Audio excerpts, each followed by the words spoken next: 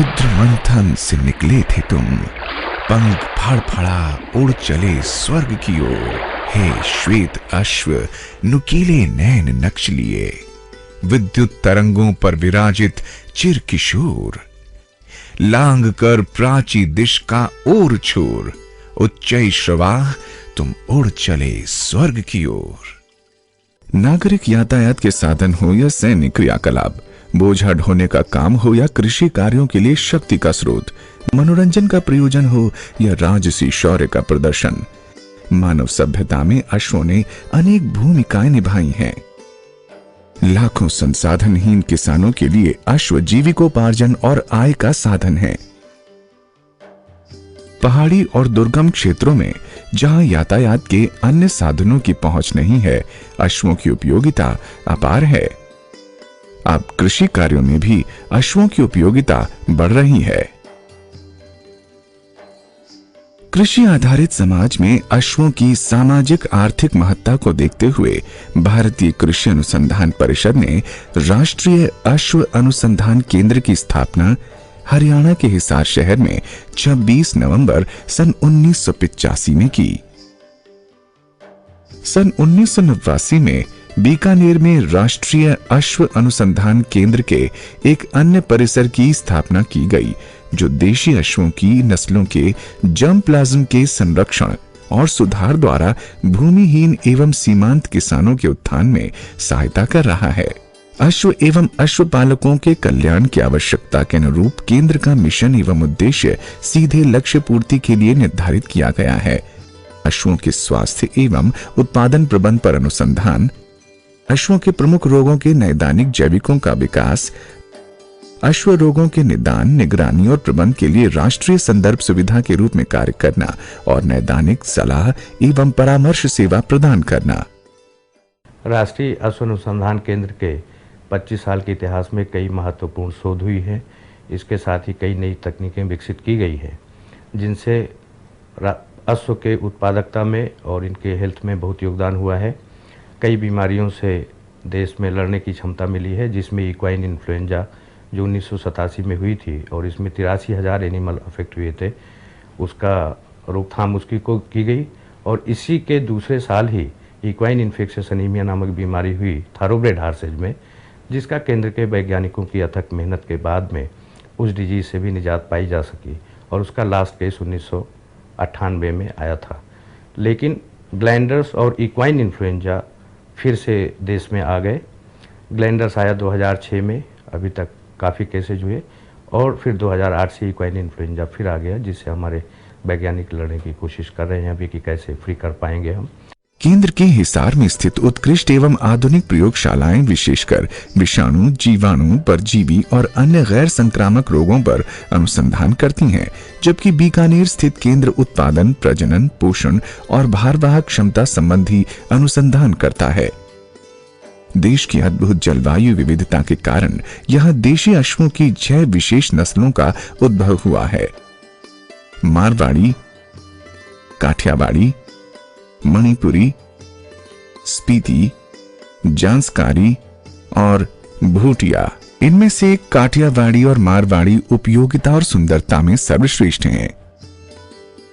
भूटिया, स्पीति और जांसकारी नस्ल के छोटे घोड़े मुख्य हिमालय के पर्वतीय क्षेत्रों में पाए जाते हैं, जिनकी चाल धीमी है। मिश्रित प्रजनन के कारण देशी नस्लों के घोड़ों के मूल अस्तित्व पर संकट के बादल मंडरा रहे हैं। इसलिए ये केंद्र एक व्यापक कार्यक्रम द्वारा डीएनए परीक्षण के माध्यम से इन नस्लों के आकृतिक लक्षणों और आणविक अभिलक्षणों पर सैटेलाइट आधारित पीसीआर प्रौद्योगिकी का उपयोग कर अनुसंधान कर रहा है। प्राप्त परिणाम रोचक हैं। Microsatellite based genetic studies with indigenous breeds of equines have revealed that Manipuri and Janskari breeds are very close to each other, while Spiti and Bhutia breeds have originated distantly, and Kathiawadi breed seems to be the oldest breed among these indigenous breeds.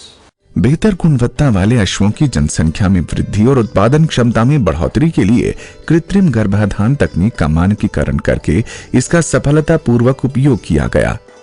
इस तकनीक की सहायता से एक घोड़े द्वारा 10-12 घोड़ियों का गर्भाधान करवाया जाता है और अतिरिक्त लाभ के रूप में यौन संचारित रोगों का खतरा कम होता है। इस तकनीक का इस्तेमाल खच्चरों के उत्पादन के लिए भी किया जाता है। कृत्रिम गर्भाधान की तकनीक विकसित की गई, जिससे खच्चरों और पुनीज के प्रोडक्शन में, स्पेशली राजस्थान और हरियाणा में बहुत अच्छा असर रहा उसका, और इसका हम नियमित रूप से प्रयोग कर रहे हैं। यहाँ एक नेशनल सीमेंट बैंक भी है। इसी के साथ और कई भी डायग्नोस्टिक टेक्निक्स और उन पर इस समय काम चल रहा है। केंद्र द्वारा विकसित एलाइसा किट से घोड़ियों में गर्भाधान का पता प्रारंभिक दिनों में ही किया जा सकता है। केंद्र ने अश्वों के उचित प्रबंधन के लिए मानक प्रोटोकॉल विकसित किया है। इसमें अस्तबलों की स्वच्छता एवं विसंक्रमण, शारीरिक व्यायाम, खुरों और बालों की कटाई, उचित आवास, संतुलित आहार, प्रजनन एवं स्वास्थ्य प्रबंधन शामिल हैं। केंद्र ने कम लागत वाली तीव्र नैदानिक तकनीक विकसित की है, जिससे रोगों का पता आरंभ में ही चल जाता है। साथ ही देश में अश्वों के प्रमुख रोगों पर नियमित निगरानी और प्रबंधन का कार्य भी किया जाता है। इसके लिए आधुनिक जैव प्रौद्योगिकी तकनीकियों का उपयोग किया जाता है। परिणाम स्वरूप केंद्र को प्रमुख अश्व रोगों के निदान के लिए राष्ट्रीय संदर्भ केंद्र के रूप में मान्यता मिली है। केंद्र द्वारा संग्रहित आंकड़ों की सहायता से भारत को 2006-2007 में OIE संगठन द्वारा अफ्रीकन हॉर्स सिकनेस रोग से मुक्त घोषित किया गया। संक्रामक रोगों में इक्वाइन हर्पीस वायरस 1 यानी EHV1 गर्भपात का अकेला प्रमुख कारण है, जिससे अश्वपालकों को प्रतिवर्ष लगभग 40 करोड़ रुपए का नुकसान होता है। केंद्र द्वारा विकसित ब्लॉकिंग एलाइसा किट से इसका शीघ्र और निश्चित निदान संभव है। घोड़ियों में एक्वाइन हर्पीस वायरल गर्भपात पर नियंत्रण के लिए केंद्र ने प्रभावशाली एक्वाइन हर्ब अबॉर्ट टीका विकसित किया है। देशी EHV1 वायरस आइसोलेट से विकसित इस टीके का फील्ड स्तर पर पर्याप्त परीक्षण कर लिया गया है। Aversion due to equine herpes virus 1 is one of the major problem worldwide. For this, we have developed diagnostic kit that is monoclonal antibody based. That kit has been released by our Honorable Director General for the field use, and we have developed this vaccine where our indigenous strain of equine herpes virus 1 is added. This is a kill vaccine, and vaccine is under field trial at the validation stage.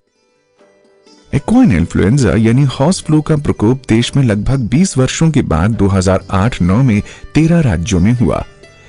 इस चुनौती का सामना करते हुए केंद्र ने कम मूल्य वाला प्रभावशाली टीका विकसित किया।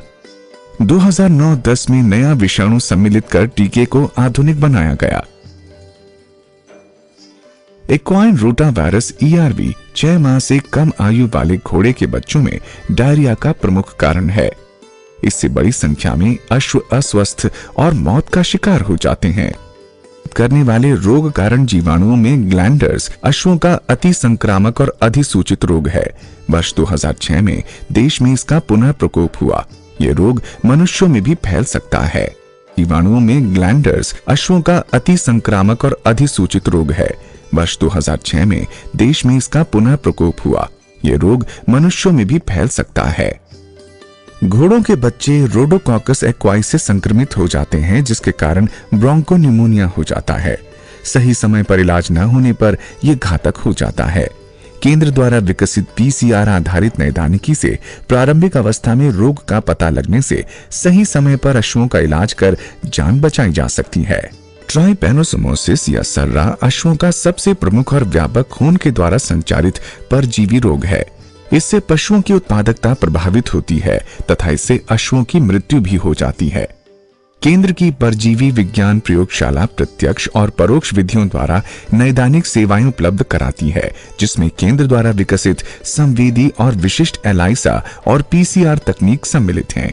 बेबीसियोसिस दूसरा आर्थिक रूप से महत्वपूर्ण रोग है। इसके कारण अश्वों की भार वहन शक्ति घट जाती है। ये रोग चीचड़ यानी टिक से फैलता है। केंद्र ने इसके निदान के लिए प्रभावशाली व संवेदी रिकॉम्बिनेंट प्रोटीन आधारित एलाइसा और PCR तकनीक विकसित की है। उभरते और पुनः उभरते पशुधन रोग कारकों के विरुद्ध सूक्ष्म जीवी संसाधनों के महत्व को देखते हुए केंद्र में वर्ष 2005 में वेटेरिनरी टाइप कल्चर सेंटर की स्थापना की गई है। यहाँ केंद्र द्वारा देश भर में अश्वों से संग्रहित और शोधकर्ताओं से प्राप्त जीवाणु संवर्धनों की पहचान, प्रमाणीकरण, परिरक्षण और सूचीकरण किया जाता है। राष्ट्रीय अश्व अनुसंधान केंद्र अश्व पालकों से निरंतर संपर्क और विचार विमर्श करते हुए अश्व प्रबंधन, स्वास्थ्य व उत्पादन संबंधी चिकित्सा सेवाएं, परामर्श, उचित समय पर आवश्यक सूचनाएं और प्रशिक्षण प्रदान करता है। किसान गोष्ठी, किसान दरबार और जागरूकता के कार्यक्रम नियमित रूप से आयोजित किए जाते हैं। अभी हमारे वैज्ञानिक अश्वों की कई बीमारियों के निदान के बारे में काम कर रहे हैं और कोशिश ये है कि न्यू जनरेशन टेक्निक्स विकसित की जाएं, जिससे हम डिजीज़ की डायग्नोसिस बहुत जल्दी कर सकें। और इसके साथ ही ऐसे टेस्ट का विकास भी हम लोग करने में इस समय हमारे वैज्ञानिक लगे हुए हैं। इसके साथ ही बीकानेर कैंपस में संस्थान के हम एक न्यूक्लियस हर्ट क्रिएट कर रहे हैं, जिसमें अश्वों की ऐसी प्रजातियां जो लुप्त होने के कगार पर हैं, जैसे स्पीति है, मणिपुरी है, जंसकारी है, इनके न्यूक्लियस हर्ड हम यहाँ ला रहे हैं। मौजूदा स्थिति में अभी जंसकारी पोनीज का एक हर्ड हमारे पास है जो 12 एनिमल्स हम लेके आए थे और जिसमें 3 फोल ऑलरेडी हमारे यहाँ हो गए, 2 और फोल होने वाले हैं। और अगले 1 साल में कोशिश है कि हम मणिपुरी और स्पीति हार्सेस को ला के यहाँ उनके संरक्षण के लिए भी काम करें। अश्व पालकों का भविष्य उनके अश्वों की कुलाचों के समान सफलता की उड़ान भर रहा है। आज अश्व संपन्नता का साधन बन चुके हैं। वास्तव में राष्ट्रीय अश्व अनुसंधान केंद्र के प्रयासों के कारण अश्व ऊर्जा और सूर्य का प्रतीक बन गए हैं। जैसा हमारे प्राचीन संस्कृत ग्रंथों में वर्णित है, अश्वों की महान गाथा आज भी जारी है।